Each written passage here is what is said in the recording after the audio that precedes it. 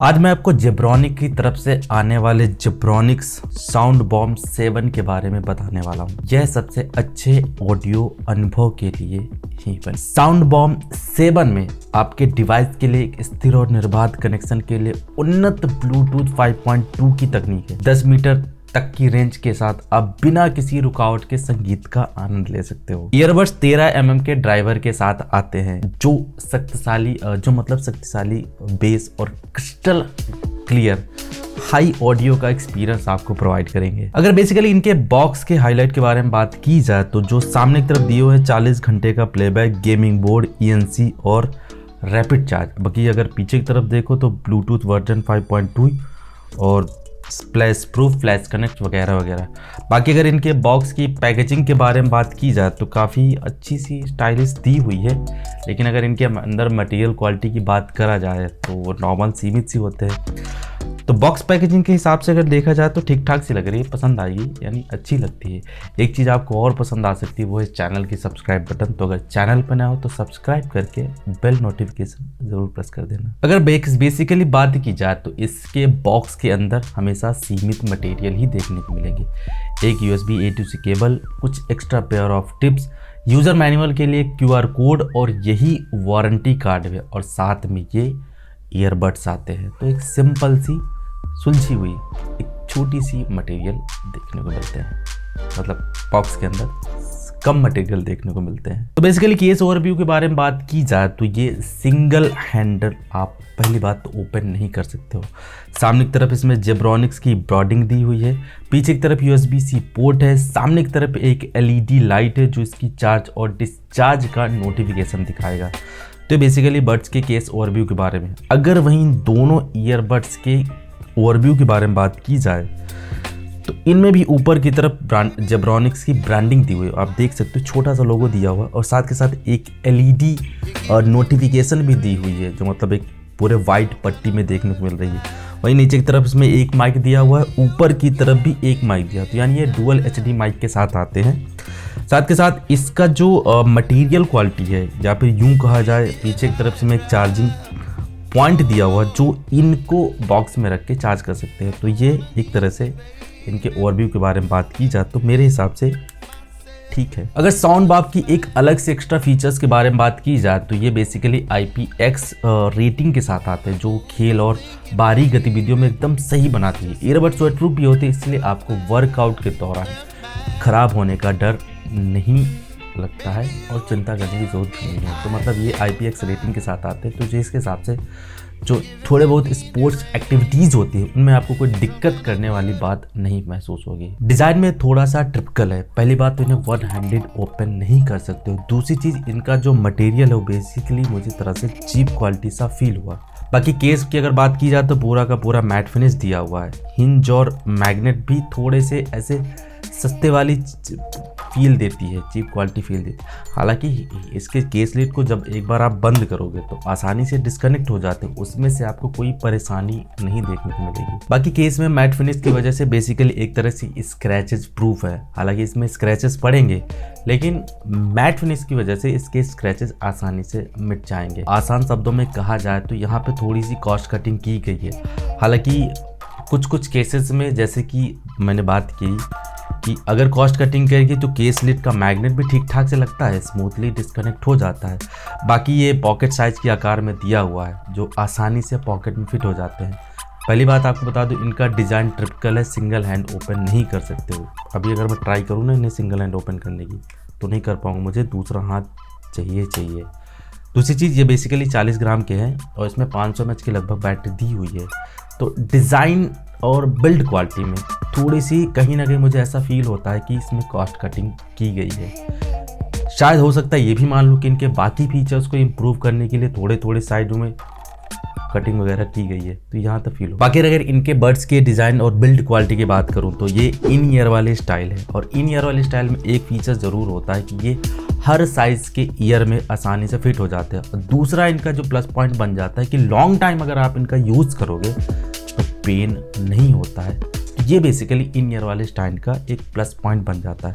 बाकी इन दोनों बड्स की अगर मटेरियल क्वालिटी की बात करूँ तो बड्स की तरह ही, यानी मतलब केस की तरह ही इनका भी मटेरियल क्वालिटी थोड़ा सा सस्ता वाला लग रहा है, मतलब फील हो रहा है, देखने में फील हो रहा है। बाकी इनका जो डिज़ाइन है वो बेसिकली मैट फिनिश के साथ आता है। इसमें आपको पहले ही पता है कि नोटिफिकेशन LED लाइट भी दी हुई है, जिससे आसानी से पता चलेगा कि ये कनेक्ट है या डिस्कनेक्ट है या फिर ऑन है या फिर ऑफ है। बाकी अगर आप इनको लगाओगे कानों में तो इनकी ग्रिप अच्छी बनती है, क्योंकि ये इन ईयर वाले स्टाइल है।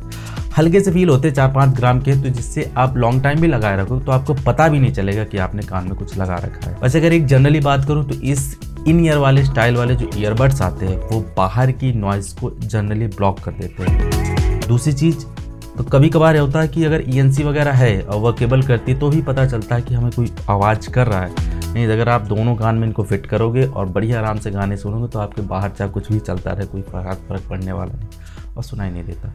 बाकी IPX रेटिंग के साथ आते हैं तो इनमें आपको ज़्यादा कोई शिकायतें वगैरह देखने को नहीं मिलेगी।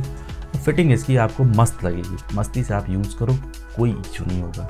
पर थोड़ा सा मटेरियल थोड़ा सा चीप क्वालिटी का फील होता है। इनमें फ्लैश कनेक्ट की टेक्नोलॉजी और ब्लूटूथ 5.2 का सपोर्ट दिया हुआ है, जिससे इनको कनेक्ट करने के लिए आपको इनके बड्स को केस से बाहर नहीं निकालना पड़ेगा। जैसे आप इसका बॉक्स केस लिड को आप ओपन करोगे, विदिन 2 या 3 सेकेंड में इनका नाम का पॉपअप दिखाई देगा, जिससे आप इनको आसानी से कनेक्ट कर सकते हो। हालांकि डिस्कनेक्ट करने के लिए इनके केस को केस में बड्स को वापस रखना पड़ेगा, इसके बाद केस लिड को बंद करना पड़ेगा, तब जाके डिस्कनेक्ट होते हैं।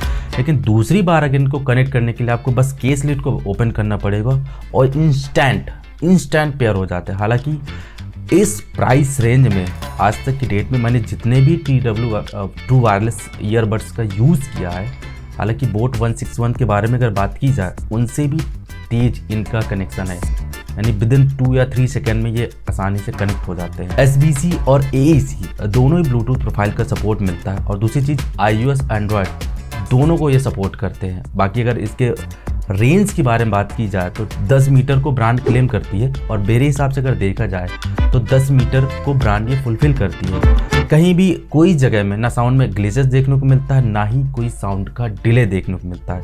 तो अगर बात की जाए कनेक्टिविटी को लेके, तो मेरे हिसाब से यहाँ पे काम की हुई है और ब्रांड ने भी काम किया। जैसा मैंने पहले ही कहा ना कि थोड़ी कॉस्ट कटिंग की गई चीज़ों को लेके, लेकिन अगर कनेक्टिविटी के बारे में बात की जाए तो यहाँ पे कॉस्ट कटिंग नहीं की गई है। और एक चीज़ आपको बता दूँ कि इनमें बेसिकली 2 मोड दिए हुए हैं, एक गेमिंग मोड है, दूसरा इनका म्यूज़िक मोड है।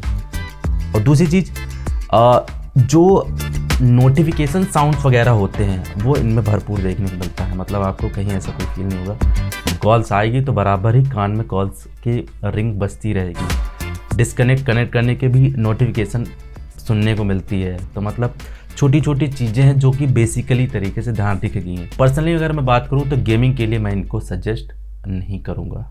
सह लेंगे थोड़ा सा। अरे तो गेमिंग का अगर मूड बनाए हो इनको लेने के तो मेरे हिसाब से मत लो।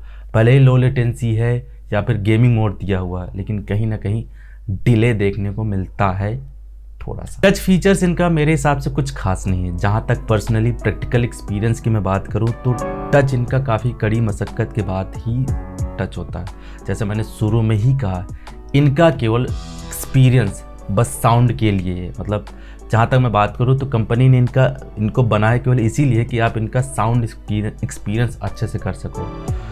बहुत ही रेयर केस में अगर टच इसका काम कर जाए तो ठीक है, नहीं तो कोई बात नहीं, मतलब जय श्री राम है। तो अगर बात की जाए तो ये एक तरह से इनका निगेटिव पॉइंट भी बन जाता है, जो कहते हैं ना टच एक्शन वाला फीचर है लेकिन काम नहीं करता। ईयरबड्स एक कॉम्पैक्ट चार्जिंग केस के साथ आते हैं जो कि 40 घंटे की बैटरी लाइफ प्रदान करता है। सिर्फ 15 मिनट के चार्ज करने में आपको लगभग 3 घंटे का प्लेबैक टाइम पा सकते हैं।